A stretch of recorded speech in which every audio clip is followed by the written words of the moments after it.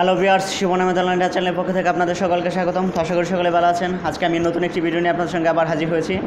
আজকে ভিডিওর যে টিউটোরিয়ালটি সেটি হচ্ছে যে আপনারা কম্প্রেসর মোটর দেখেছেন এবং কম্প্রেসর মোটর কীভাবে চালাতে হয় সেটাও আপনারা জানেন, কিন্তু আপনারা কি দেখেছেন যে কম্প্রেসর মোটরটি কাটা অবস্থায়, অর্থাৎ কম্প্রেসর মোটর ডুম কাটা অবস্থায় চালালে সেটা ভিতরে কীভাবে কী ফাংশনটি হয়, জাস্ট কম্প্রেসর মোটর কাটা অবস্থায় ভিতরে কীভাবে চলতেছে, শেপটা কীভাবে ঘুরে কী হয় সেটা আমি আজকে আপনাদের করে দেখাবো। তো চলুন, আমরা একটা কম্প্রেসর মোটর কেটে নিয়েছি, জাস্ট ডুমটা খুলে আপনাকে সেটা চালাবো। চালানোর পর আমরা দেখবো ভিতরের কীভাবে কাজ হয়, কীভাবে কাজ করে সেটা আমরা দেখব। আপনারা এখানে দেখতে পাচ্ছেন যে আমি এই যে একটি কম্প্রেসর মোটর নিয়েছি। জাস্ট এই কম্প্রেসর মোটরটি, এটা যে উপরের যে আমরা ডুমটা দেখতে পাচ্ছি, এই ডুমটা কাটা অবস্থায় ভিতরে যে মেকানিজম আছে সেগুলো আমি আপনাদের অবশ্য আরেকটি ভিডিওতে দেখিয়েছি, যারা দেখেন আমার আগের ভিডিওটি দেখে নিন। আর এটা ডুম কাটার অবস্থায় ভিতরে যে মেকানিজম অংশগুলো আছে সেগুলো দেখেন, আপনারা একটু লক্ষ্য করুন। দেখেন, এটা যদি আমি সরিয়ে নেই, এখানে দেখেন বিভিন্ন মেকানিজম অংশগুলো রয়েছে, তেল রয়েছে অনেক এখানে। জাস্ট এই যে এই কম্প্রেসরটি আমরা যদি এইভাবে কাটা অবস্থায়, অর্থাৎ এই কাটা অবস্থায় আমি এটাকে চালানোর পরে আপনারা দেখবেন যে এর সার্কেলিংটা কীভাবে হয় বা ভিতরে কী হয়। আপনারা হয়তো বা এখনও অনেকে দেখেন নাই ভিতরে কীভাবে কাজ করে চালা অবস্থায়। সুতরাং এটা আমি এই জন্য এটা কেটে নিয়েছি, যে কাটা অবস্থায় ভিতরে কীভাবে কাজ করে সেটি আমি আপনাদেরকে দেখাবো। তো এটা আমি কেটে নিয়েছি, এটা আমি জাস্ট আপনাদের খুলে নিলাম।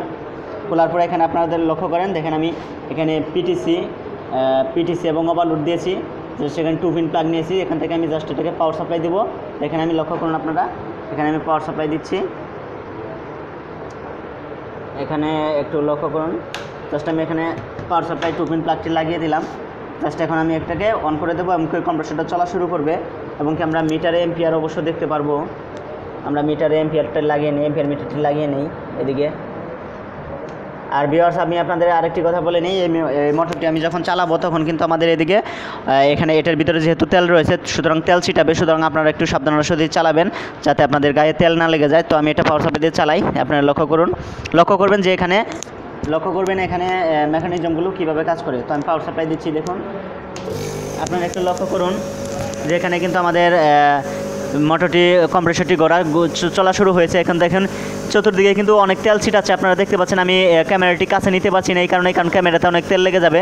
সুতরাং আপনারা দেখতে পাচ্ছেন এখানে কীভাবে কাজ করছে, আমাদের শেপ কীভাবে কাজ করে বিভিন্ন দিক থেকে যদি আপনারা দেখেন। আর আমাদের এম্পিয়ারটি একটু দেখেন, লক্ষ্য করুন 1.2। এখানে আপনারা দেখতে পাচ্ছেন যে এটা বেশিক্ষণ আমি চালাতে পারবো না বন্ধুরা, আমি এটা এখানেই বন্ধ করে দিচ্ছি। আপনারা একটু লক্ষ্য করে রাখেন। এখানে আপনারা লক্ষ্য করলেন যে এটা চালিয়েছিলাম, যে এটা আমি কাছ থেকে বেশি ভালোভাবে দেখাতে পারলাম না, এই কারণে এটাতে অনেক তেল রয়েছে, অনেক তেল ছিটিয়েছে। দেখেন আমার ফ্লোরে অনেক তেল পড়ে গেছে। এদিকে লক্ষ্য করুন, এটাতে আসেন, অনেক তেল ছিটিয়েছে। সুতরাং এটা চালানোর পরে যে আমাদের পিস্টন, তারপরে এখানে শ্যাপ যেগুলো রয়েছে এগুলো কীভাবে ঘুরে আপনারা এখানে লক্ষ্য করেছেন। জাস্ট এটা এভাবে অনবরত এভাবে ঘুরতে থাকে এবং কি অনেক স্পিডে সেটা ঘুরে দ্রুত, যেটা আপনারা হয়তো হালকায় বুঝতে পেরেছেন। তো আশা করি আজকে আমার এই ছিল টিউটোরিয়াল, সকলেই বুঝতে পারছেন যে এটা কি চালানোর পরে এটা ভিতরে কীভাবে চলে ঘুরে।